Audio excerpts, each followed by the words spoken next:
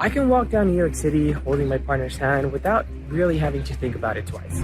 I have to go through a bunch of mental gymnastics to figure out whether it's a safe enough place for me to hold my partner's hand. I could also be more confident with my self-expression, and that is something as simple as painting my nails. If I'm going somewhere like the DMV or the airport, I try to draw as little attention to myself as possible. And when I have to use the restroom, it doesn't really matter which one I use because most of them are gender neutral. I have to make the split-second decision based on which bathroom I'm least likely to get harassed in. Now, all these contrasting everyday activities we just mentioned aren't exclusive to New York and Texas. I could travel 1 to 2 hours up north and won't be able to live, laugh, love the way I do here in the city. And while I live in Austin, where I feel comfortable letting my guard down, all of the decisions being made stopping me from living my best life are happening in that building. Last year, Texas legislators filed over 140 bills targeting the rights of queer and trans people. Right now, there are more than 465 anti-LGBTQ bills in the US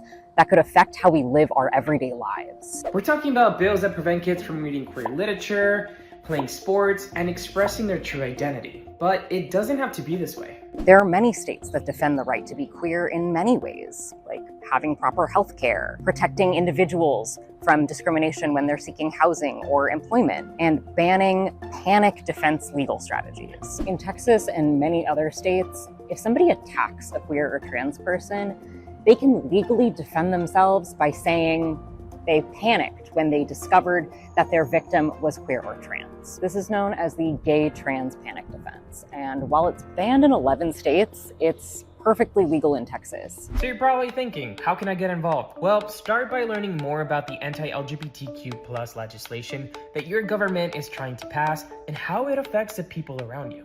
These aren't just abstract political debates. These bills and laws are directly affecting your friends, neighbors, and colleagues. So we need you to speak up and help fight this legislation.